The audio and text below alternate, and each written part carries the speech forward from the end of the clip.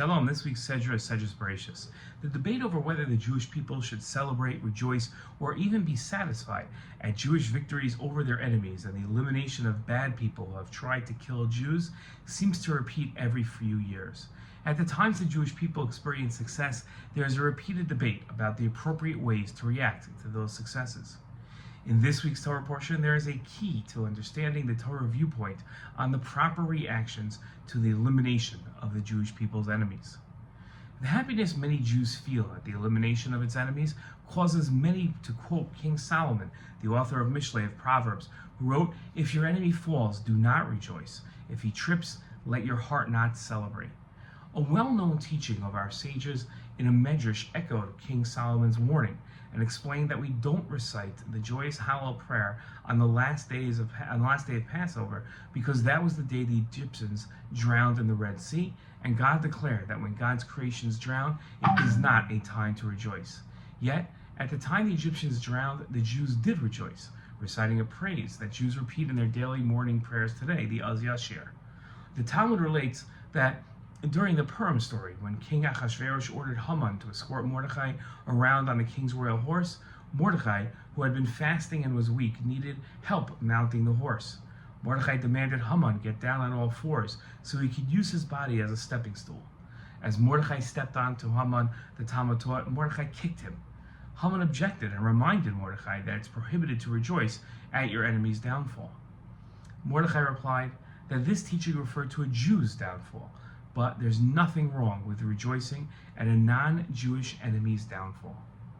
It seems that the Jewish scholarly works send conflicting messages about the proper reaction to the death of an enemy. When considering the different factors at play, we can understand the consistent messages taught throughout Jewish tradition. When an enemy of the Jewish people is eliminated, Jews experience salvation and witness justice being carried out against those that harm the Jewish people. But there is also a failure of human potential, as Israel's enemies chose to violently attack the Jews instead of making peace and partnering with them. Jews can celebrate their salvation and the carrying out of justice, but shouldn't rejoice at the failure of humanity represented by the death of one of God's creations. In the first parsha of Sedra Bereshis, we read an account of the creation of the world. On all days except the second day, the narration of the creation is praised with the words, "It was good," or "It was very good." The Cheskuni, among other scholars, address the discrepancy seen in the second day of creation, where it doesn't say it was good. He explained that Gehenna, loosely translated as hell, was created on the second day. Now there's a wide debate about Gehenna, but it is generally understood as a state of being for sinners after they die.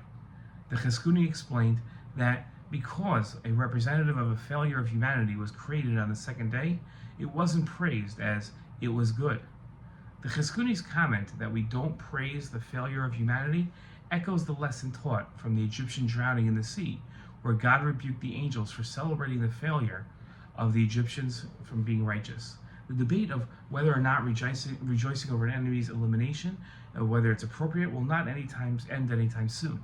But the Cheskuni's lesson about the second day of creation not being praised is good as an instruction of how we should realize that all human beings should choose a righteous path. Shabbat Shalom.